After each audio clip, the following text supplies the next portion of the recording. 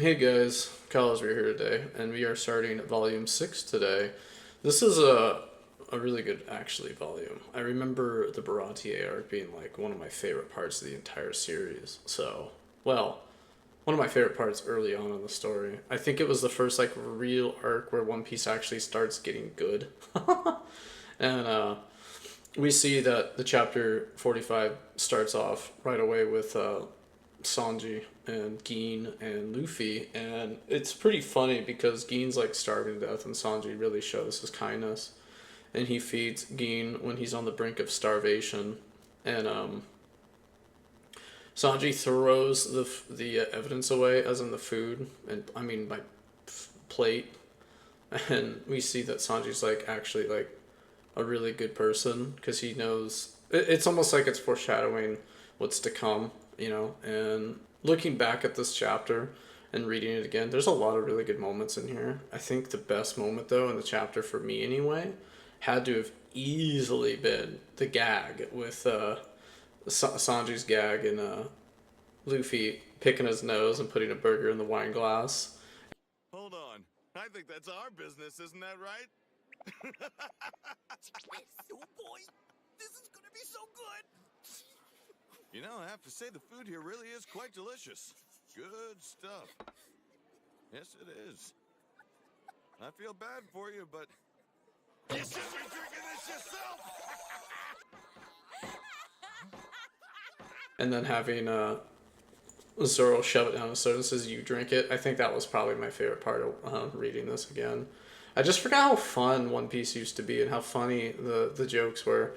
I think that was definitely the best part of the whole chapter. And then we end off, with, Gin going to see his captain, and he's gonna escort Don Craig to the Baratier. But yeah, chapter 45 is a banger. I'm enjoying doing this retrospective. If you guys like this, please follow and subscribe. That would be excellent. I want to reach 500 subscribers by the end of the month. If this video does well, I will pump these out even faster. So yeah, going on to chapter 46. So we go to chapter 46, and we kind of see more of Sanji's character kind of, coming out, and we see that Zeph and him have a really good relationship, and it's kind of like a father-son relationship. Like, you can really tell where, like, Sanji says, I don't want to quit, cooking for, Zeph. He's like, and he wants to be head chef here and stuff like that. He doesn't want to leave to join Luffy's crew. We see that. And I'm like, remembering, and I kind of, like, forgot just how interesting this relationship was between the two characters. Like, it's one of those things where it's like, it really is refreshing my memory. So we get that, and it's funny because like Zeph like beats the crap out of Sanji in front of Luffy and everything, and then Sanji just walks over to Nami and starts doing his. Oh dear ocean, thank you for this treasure you have shared from your depths. Ah yes, my love. I can't bear this hardship of loving you from afar. It is too difficult. I am now prepared to sail to the ends of the earth as a pirate if it means someone of your rare beauty will be by my side. Simping, right? I just like gotta die laughing. I thought that was a riot, and this is like right before all the gags just become, rehashes, and they kind of keep doing this. But yeah, chapter 46 is okay. We get Don Craig, he shows up, Sanji feeds him or whatever, and then Craig just like beats the crap out of him. So we see that Don Craig will do anything to win, and they kind of made that clear. I think Patty and the other guy, I don't remember if they said his name, but they talk about how ruthless Don Craig is. But yeah, this is a pretty good volume so far. Rereading it again, chapter 46 is decent. I mean, like, not a lot really happened, I guess. We see Don Craig's ship, and it looks like it went through a typhoon. And we all know, what happens next. They're going to introduce him soon, and I'm excited, so. So, chapter 47 begins with Sanji saying that he'll cook for anybody. It doesn't matter. If they're hungry, he'll come and cook for them. And we see that the whole Baratier turns on him and points their guns at him. And Sanji says, I'm a cook, right? I feed who's hungry. And we see that Patty says he's like, hold him down or whatever, and they talk about how dangerous Craig is and that he's just gonna kill us all anyway, even if we feed his crew. And Craig he just opens fire and starts killing and start. Well, I don't know if anyone is dying. We see a nice panel of him just shooting everybody, and Zeph comes out with a bag of like 100 meals for 100 crew members. And it's like even Zeph is like on Sanji's side. So I thought that was pretty cool that you see all these characters saying, Zeph, what, why are you doing this, right? And if I remember right,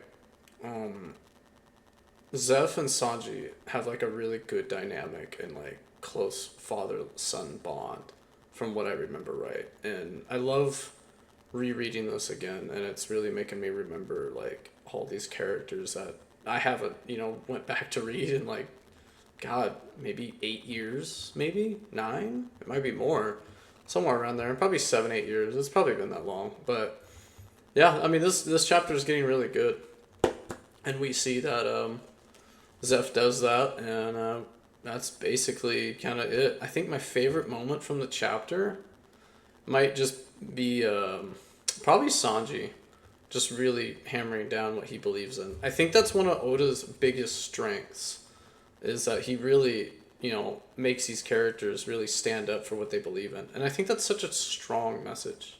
Good chapter, though. So we start right into chapter 48, and dude, chapter 48 is when One Piece truly starts to get interesting. So much great stuff is in chapter 48 that makes me hyped to talk about. So, right away, we get introduced to Redfoot Zeph. Craig is talking about how the head chef at the Baratier is actually a famous cook for a famous pirate. I almost wonder if it's Gold Roger, just a random guess. That would be really funny.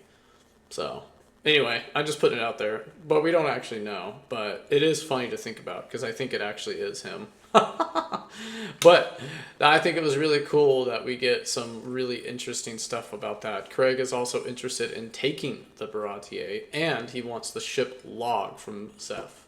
So I think that was a really cool way to start the chapter. I was really excited. And then it builds up, right? And it gets really good. So then we get introduced in foreshadowing of a certain pirate. To us on the 7th day of our journey through that cursed sea. I don't know if it was a dream or reality. I saw things that I can't bring myself to believe.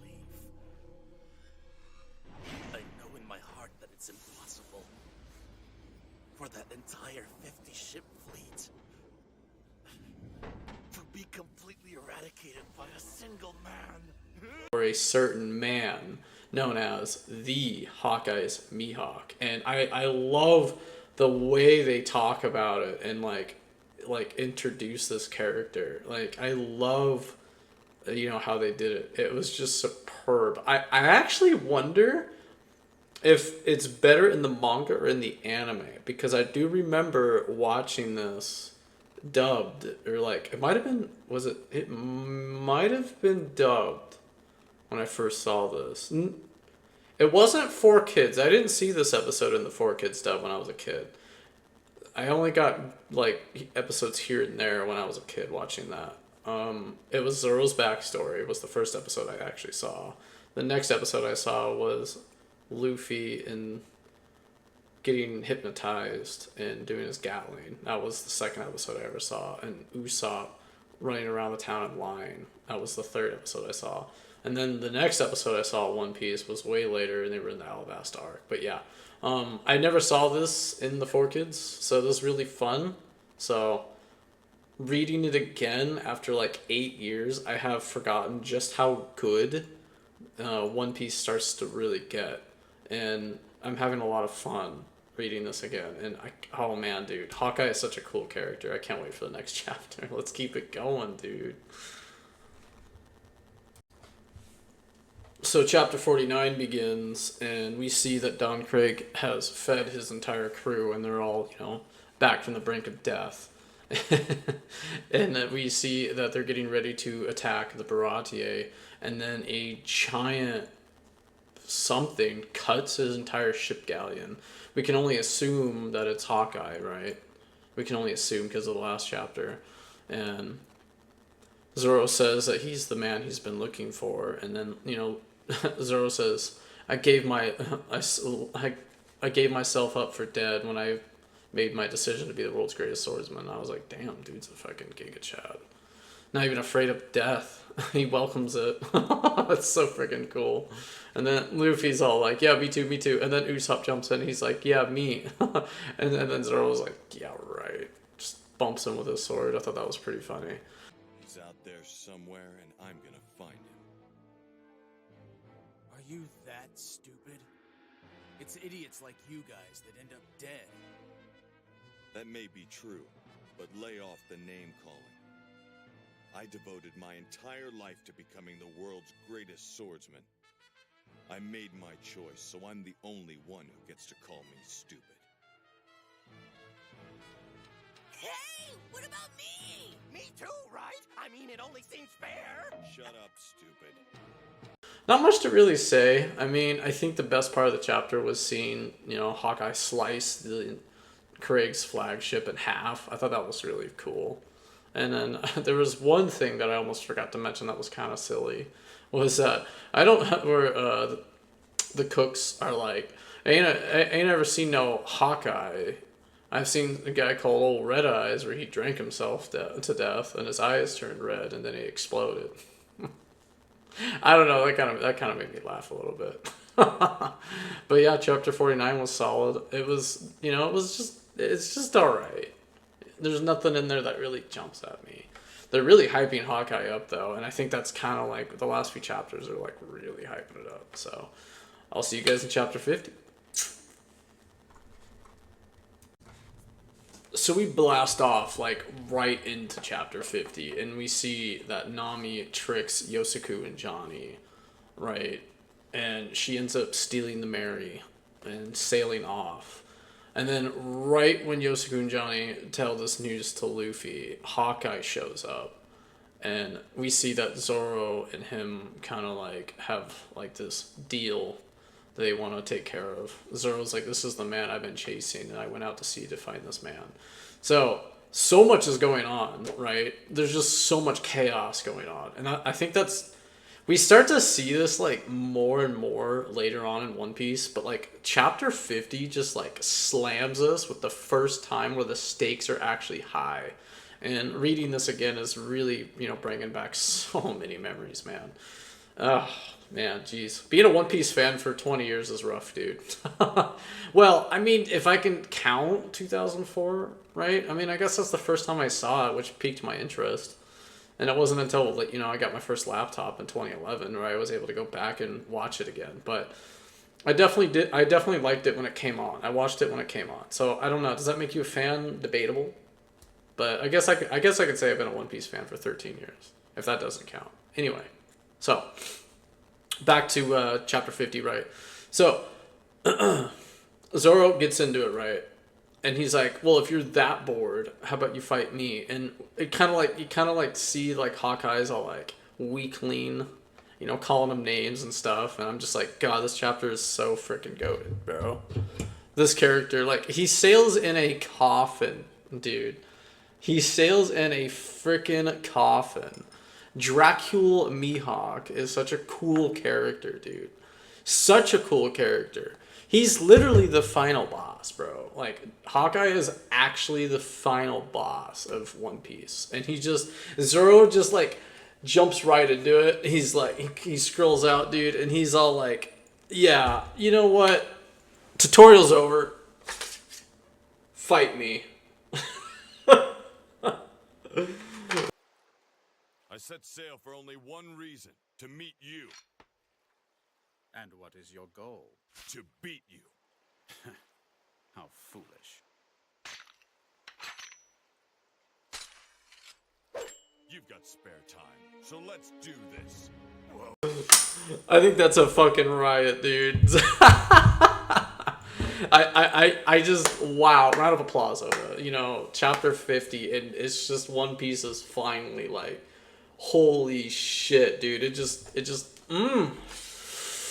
Oh, get pumped, bro. So, chapter ends with Nami regretting her decision. And, I got a little too excited there. Knocked my mic over. Chapter 50 ends with frickin' Nami, you know, saying that she wishes to sail with those guys again and that she had a lot of fun. And then we see her crying and saying Bellamere. And that was a really... Oh, dude, man, I can't express how hyped this is. Holy shit. Oh, man, dude, chapter 50 is just right there. It's crazy to think that it took Oda about 50 chapters for One Piece to really kind of like sinks its meat hooks into you. So overall, I mean, it's a 10 out of 10 chapter. It's just, you know, you get to see the final boss Hawkeye. You know, Zoro is just like, I'm ready to take him on. Like that's so cool to me. So favorite moment? Fuck, dude, that's hard. This chapter's too good, bro. Go friggin' read it again, guys. Seriously. If you want to read a good chapter again, read chapter 50. If you want to go back for a throwback, that's the chapter to do it on. So, we're reading chapter 51, right? And Hawkeye is just an otherworldly present, right? Like, he's just otherworldly. And he is just toying with Zoro with this toy knife. Zoro is just, you know, he's having, like, these flashbacks and we see that he's like, I didn't come all this way. I didn't train my whole life to be dispatched by a toy knife.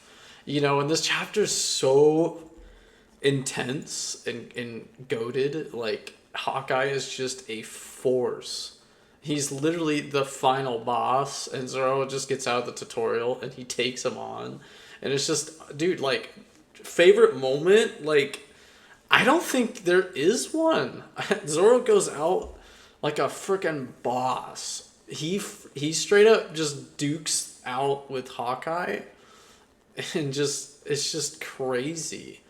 There is a really cool moment, you know, and this might be a bit of a spoiler, but there's a cool moment that when he does his 3,000 worlds attack, that Hawkeye kind of like watches this, like it catches his attention, and it's looking at One Piece in the last chapters I've read, which was a couple of years ago now, but I remember it was Zoro blocked, you know, combined attack of Big Mom and Kaido, and I think Hawkeye is sensing that Zoro is on the path of being an extremely dangerous opponent and a worthy opponent. And I think Hawkeye senses it. I don't know if Oda is that crazy to think that far ahead, but I'm sure he like wrote this in and had like the thought in mind.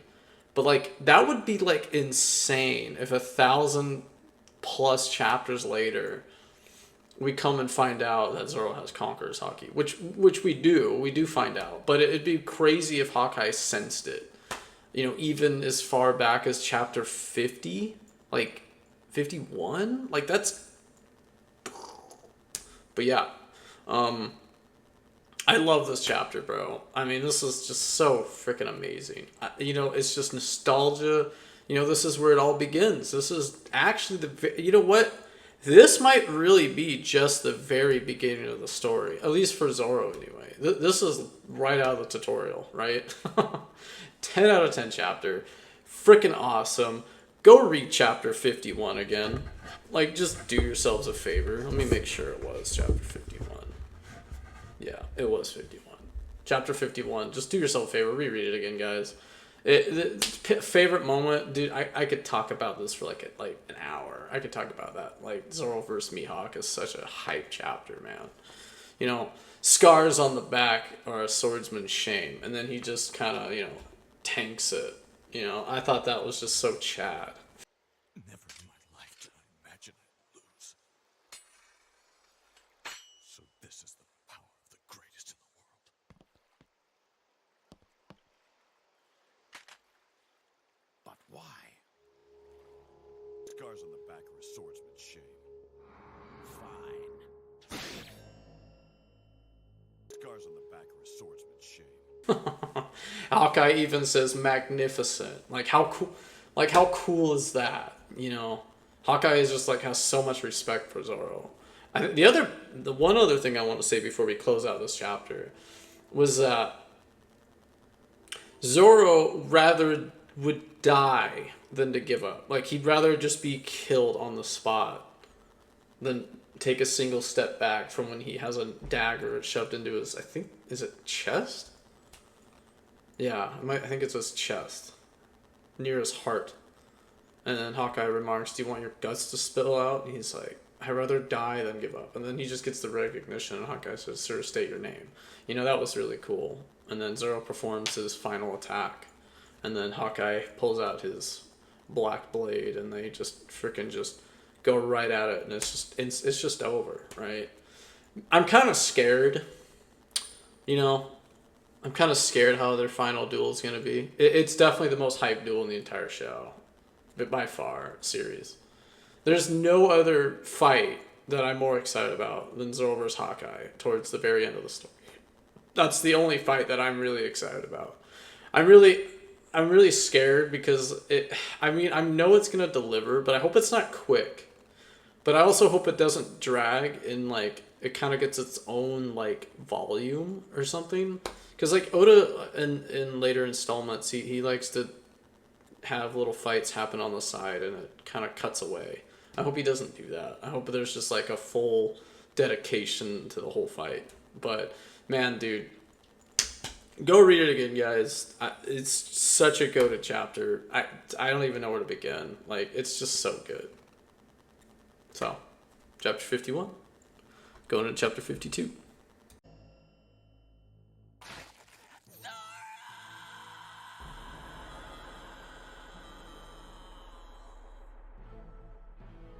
Shouldn't rush these things, young man. So, chapter 52 begins, and Zoro falls into the ocean, and we assume he perishes, but Luffy is so mad that he stretches his hand out, and he's ready to fight Hawkeye. And Hawkeye says to Luffy, he's like, "You didn't interfere?"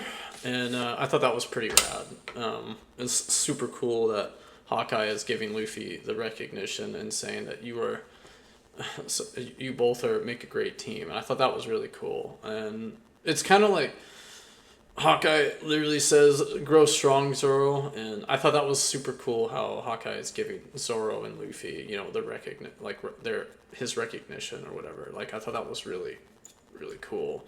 Such a cool character, you know. Dracula Mihawk is such a fucking complicated, interesting character. He goes out, rampages, and presumably kills hundreds, thousands of people because he's bored. Like, it's actually kind of insane. He's like one of those, he's like the final boss. He's like Ganon. Like, pretend he's like Ganondorf and like Legend of Zelda Ocarina of Time. Where he just takes over a kingdom because he's bored. He's so powerful and struggling from success that he's bored out of his fucking mind. Hawkeye is such a freaking crazy character. He's the definition of struggling with success. His success is just so high that he's bored. He has sat at the top of the top at the top for so long that he's just bored out of his mind. And then when finally someone who has the balls and confidence and willpower that matches, you know, some of the best swordsmen, he you know, gives them respect and recognition. So I think it's pretty wild, you know, Hawkeye respected Zoro so much that he didn't kill him. He gave him a really nasty gash. Like, I don't think Zoro's going to be able to walk for a day or two, but, you know, damn, he sliced him right in half. So I think it's interesting that Hawkeye held back, but at the same time, I'm kind of glad he did, because, you know, Zoro is, like, the coolest character in Shonen, probably. I mean, he's up there with, like, Yusuke Urameshi from Yu Yu Hakusho and Killua from Hunter x Hunter and, you know, Kenpachi and stuff like that. You know, there's a lot of really cool characters, but Zoro is like an S tier, right? He's up there with the greats, and I'm really glad Hawkeye didn't kill him. That would freaking suck, dude. But yeah, dude, you know, this is chapter 52, man. This volume, man, this is the first real volume of One Piece where I can finally say it's got the meat hooks. So, if you were to go back and you would reread One Piece, I think volume 6 is the volume you should just go back and have a fun reread. I think this is the best one. That's aged very well. Super fun volume. You know, really satisfied. We got one more chapter, but I just figured I would chit chat more, you know, about this chapter. Hawkeye Mihawk's no joke, bro. Freaking killer character. Great chapter. Favorite moment. I think it's really cool that Hawkeye gave Zoro and Luffy some really cool recognition. I think that was probably the highlight for me. Solid. You know, Zoro, you know, putting his hand up, scars in the back, or his swordsman's shame, and he just gets executed, dude. Solid chapter. And can we also mention one more thing? It's got one of the best art pieces. I have to say, volume 6 is got a great cover too. Probably one of the first 10 out of 10s. So, thank you guys for watching. I'll see you guys on the final chapter, and we'll do an overall review. And yeah, if you like this content, feel free to like and subscribe. I appreciate it. We need to grow this channel. That would be amazing. So, thank you so much. So, chapter 53 begins, and we see we see Luffy jumping right in and taking on the Crake pirates, and his weakness is water. So Luffy jumping in there without really thinking too hard about what he's doing is such Luffy-like. That kind of made me bust up laughing a little bit. And we see Patty and I think Crane? I'm not sure if I'm saying his name right. They're paddling this like fish head that came off the ship. And it's got like little machine guns mounted on it. And I thought that was pretty cool. And, you know, they're like pedal faster and they're like trying to steer this thing. And it just seems like kind of a joke, right? Like it's really silly.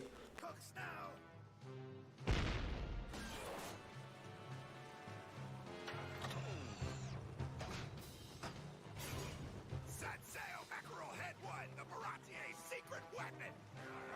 So if you want to live, I suggest running away now. What is that thing? That thing is so cool. But, you know, and we had these like really intense chapters, and I just maybe it just rubbed me the wrong way because I didn't really find it that funny. Maybe it's because Zoro vs. Hawkeye got me really pumped up, and nostalgia was like, I felt like I was hulking out a little, you know. And yeah, it was, you know, this chapter's just passable. You know, it's all right. Nothing too much to really write home about. So I did enjoy the very beginning of the chapter for the most part. I just think it's funny that Luffy just kind of jumps in without thinking. I thought that was really funny. But yeah, it's all right. I'd say you know, if the chapter 53 could have been a little bit better, but it had so many highs in volume 6 that like I'm still gonna give the volume a 10 out of 10. Like it was just so goated. You know, Dracula Mihawk is just such a cool character, and his introduction was in this volume, and you know, there's just so many cool things in this chapter volume that I can't help but give a 10 out of 10. I loved every minute of it. So I hope you guys enjoyed. Please like and subscribe. I appreciate the support. I really want to grow this channel. Try to hit 500 subscribers at the end of the year, if it's even possible. I hope this video does well. Thank you all so much for the love and support. Even a simple, if you've made it this far, I appreciate you. You know, I had fun working on an intro. I tried like really hard. It took like, I spent hours on that intro. Oh God. Like I was just thinking like, maybe simpler is better, and I was trying to, you know, do all these like cool like sword tricks and stuff like that, and it just, nothing really looked good. And I was just like, and then I finally make it, and then I see that it's still a little goofy and off. I guess it just goes to show that cosplaying is kind of hard.